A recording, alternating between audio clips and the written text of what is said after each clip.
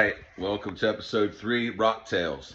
This is a more recent Rocktail and a fun one that I like so much. Actually, my nephew's here again on his second Rocktail guest appearance. So, if you're watching Netflix, you may know the sound of his mixes. Some years ago, only actually about 4 years ago, I got a call. I don't know anyone out there know that I collect old vintage 335s, preferably 1959 through 1964. As I learned from our old buddy Tom Bukovac, moving to Nashville, he's the one that turned me on to, not that I did have a 335 when I was a kid, but he really kind of made them famous around town and just drew everybody's attention towards that instrument because it is the most versatile and coolest instrument. And also, as you get older and fatter, it makes you look skinnier. And everyone loves that, right? So, I had went to a barbecue parking lot in Arkansas. I found this guy that sold me a Tobacco Burst 335 in 1959, and I went there with $28,000 cash. I went in, met him in the parking lot. There's homeless people everywhere, kind of sketchy. And I give him the money. We're counting it out on the dashboard of this truck. And the cops come across the parking lot. I'm thinking, holy shit, man, they're gonna think I'm buying crack or something.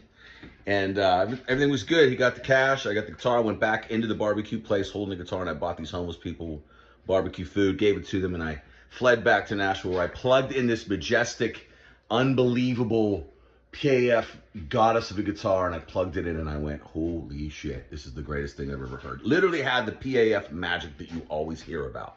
Well, the very next day, I get a call from a guy in Seattle, not Seattle, I'm so sorry, Park City, Utah. Fuck, I keep wrong. It's Salt Lake City. I was in Salt Lake City. I'm so sorry. And he says, hey, I have a 335 with a Bigsby. It's a 59.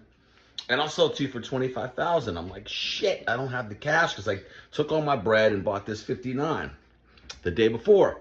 So I call our old buddy Tom Bukovac, and I just begged him. I said, man, I know that you're the session man. You got some money in that bank.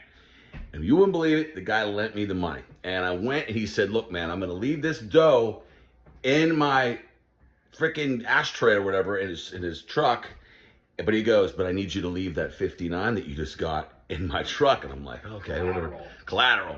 So I go, put the money in the bank, send the dough to the guy, get the guitar from, over in Salt Lake City. And I go hiking. While I'm hiking, I'm thinking to myself, oh shit, I'm never going to see that guitar again.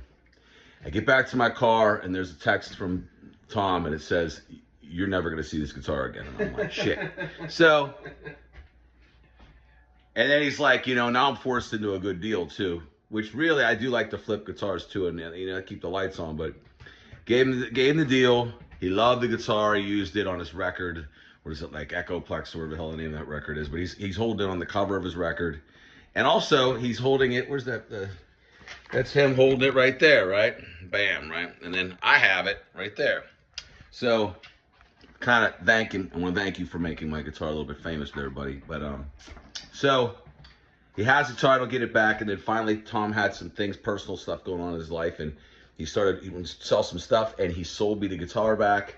And I showed up at one of his sessions with a garbage bag with a big pile of money in it, and he took it, and it was pretty funny. Everybody got a hoot out of that one. And I got the guitar back, and now it's mine. And anytime that you want to borrow it, Tom, I have it. But I just want to say, you never know, man. It's like, the guitars end up in books, and those guitars come from all walks of life through time and end up in people's different hands. And it's the cool story about guitars. It's like the red violin, if you've ever seen that. It's kind of like that kind of deal, where you can see the history of its travels. But now I have the guitar, and I love it.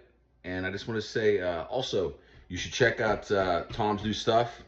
And go check out my stuff. I have a bunch of stuff on YouTube, lessons and whatnot, and new music. And I have my band Moonwolf.